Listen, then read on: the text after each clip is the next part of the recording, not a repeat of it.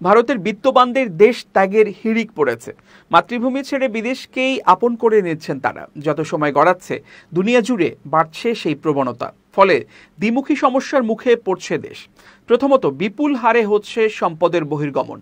দ্বিতীয়ত, আর্থিক এবং রাজনৈতিক পরিমণ্ডলে পড়ছে এর সুদূর প্রসারী প্রভাব। সম্প্রতি ভারতীয় ধনকুবেরদের দেশ ছাড়ার বিষয়ে বিস্ফোরক তথ্য দিয়েছে ব্রিটিশ সমীক্ষক সংস্থা হেনলি অ্যান্ড পার্টনার্স।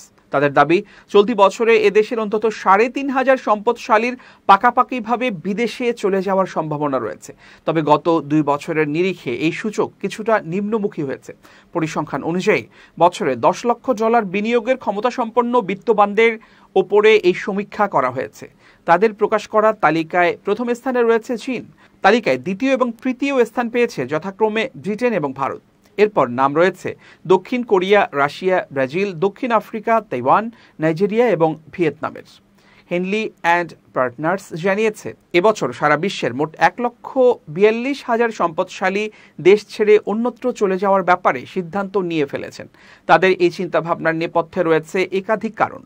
সমীক্ষকদের দাবি, মূলত উচ্চ কর কাঠামো, রাজনৈতিক অস্থিরতা, অপশাসন, অনুন্নত আইনশৃঙ্খলা এবং আর্থিক ও বুদ্ধিবৃত্তির বিকাশের ক্ষেত্রে সুযোগের অভাবের কারণে স্বদেশ ছাড়তে চাইছেন বিনিয়োগকারী ও উদ্যোক্তারা। ব্রিটিশ সমীক্ষকদের দাবি, গত বছর ভারত ছাড়েন প্রায় ৪,৩০০ জন ধনকুবের। ২০২৩ সালে এই সংখ্যা ছিল প্রায় ৫,১০০।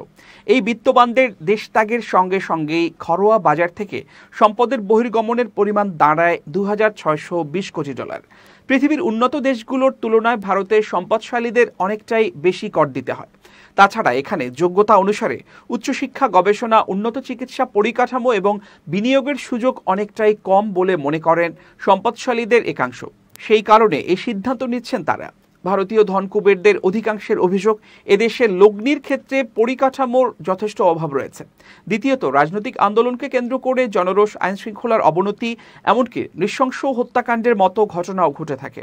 এখানে সরকারি নীতিও দ্রুত পরিবর্তনশীল।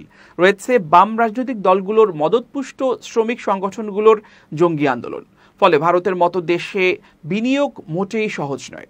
ব্রিটিশ সমীক্ষক সংস্থার রিপোর্ট অনুযায়ী বর্তমানে দেশত্যাগী বিত্তবানদের বড় অংশই সংযুক্ত আরব আমিরাতে পাকাপাকিভাবে বসবাস করতে ইচ্ছুক। চলতি বছরে প্রায় ৯,৮০০ জন ধনকুবেরকে পেতে পারে ওই আরব মুলুক।